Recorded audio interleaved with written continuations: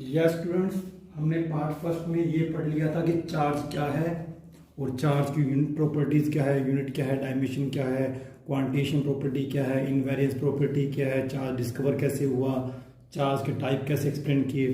अब हम बात करते हैं अगर हमें चार्ज प्रोड्यूस करना हो तो चार्ज प्रोड्यूस कैसे करेंगे, method of charge production.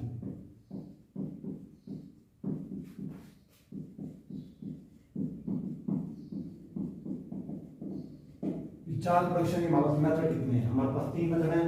Number 1 है फ्रिक्शन, इस मेथड से चार्ज डिस्कवर हुआ था, थेल्स ने किया था। सेकंड है कंडक्शन और नंबर 3 है इंडक्शन।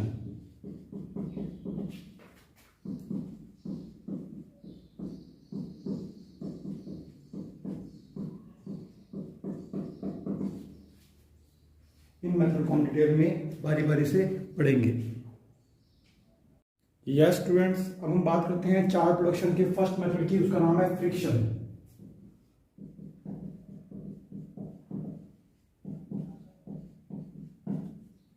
जैसे आपको याद होगा कि थेल्स ने अंबर को वूलन से रफ करके चार्ज डिस्कवर किया था। तो रफ करने का मतलब वहां पर कौन सी प्रोसेस अप्लाई की थी? उसने फ्रिक्शन प्रोसेस अप्लाई की थी। तो फ्रिक्शन में क्या होता है, एक बॉडी को दूसरी बॉडी से जब रफ करते हैं तो एक बॉडी अपने इलेक्ट्रॉनों को क्या करती है, रिलीज करती है, और दूसरी बॉडी में इलेक्ट्रॉनों को क्या करती है, अब्जॉर्ब करती है। तो अंबर को वुलन से रफ करने पर वुलन ने अपने इलेक्ट्रॉन रिलीज किए, इसलिए वुलन पे इलेक्ट्रॉन कम हो गए, इसलिए वुलन पे प्लस आया। अंबर ने इलेक्ट्रॉनों को अब्जॉर्ब कर लिया, इसलिए अंबर के ऊपर माइनस आया। पहले ये दोनों न्यूट्रल थे, बाद में भी न्यूट्रल ही है कंबाइन फॉर्म से। अगर इसके ऊपर +5 आया है तो इसके ऊपर -5 है। ओवरऑल ये आज भी न्यूट्रल ही है।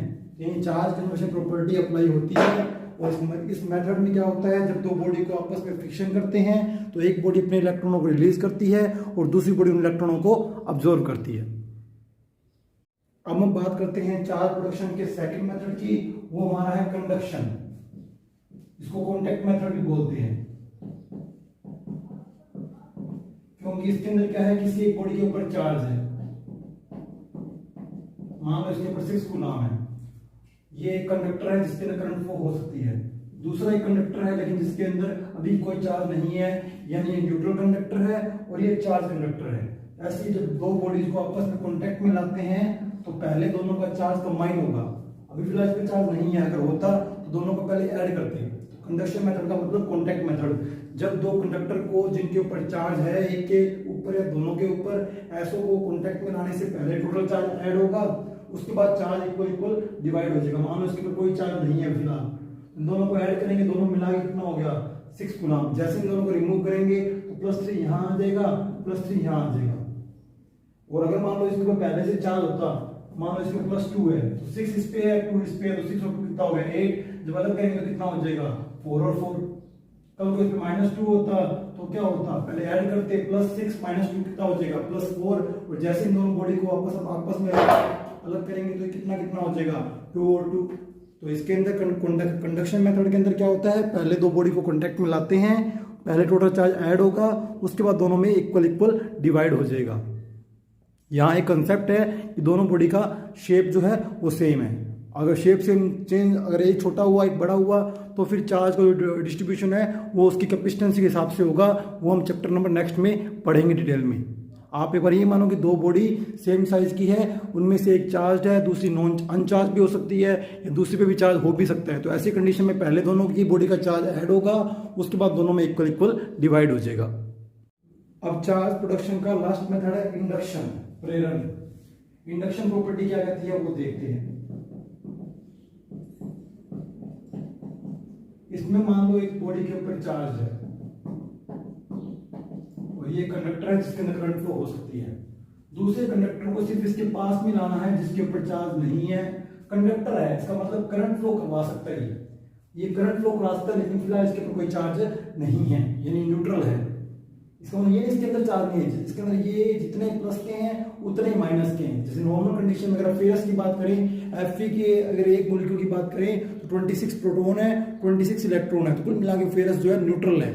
पर ये नहीं बोल सकते कि उसके अंदर चार्ज मतलब इलेक्ट्रॉन नहीं है। इलेक्ट्रॉन है, जितने इलेक्ट्रॉन है उतने ही प्रोटॉन है। तो वही कंडीशन इस बी के अंदर है। अब हम क्या करेंगे, इसको इसके पास में लाएंगे, कॉन्टेक्ट में नहीं लाना, कॉन्टेक्ट में लाएंगे तो कंडक्शन मेथड है, इसको सिर्फ इसके पास में लाना है। पास में लाने से क्या होगा, इसके जो माइनस है वो इससे क्या हो जाएंगे, अट्रैक्ट, और इसके जो प्लस है वो इससे क्या हो जाएंगे, रिपल। जब हम इसको क्या करेंगे, अर्थिंग कर देंगे, तो अर्थिंग का ये चार्ज यहाँ से खत्म हो जाएगा, इसके ऊपर जितना ये है उतना यहाँ आ जाएगा, बस ये प्लस का है, यहाँ माइनस का आ जाएगा, क्योंकि हर चार्ज अपने बराबर ही चार्ज इंड्यूस कर सकता है, अपने से ज्यादा इंड्यूस नहीं कर सकता।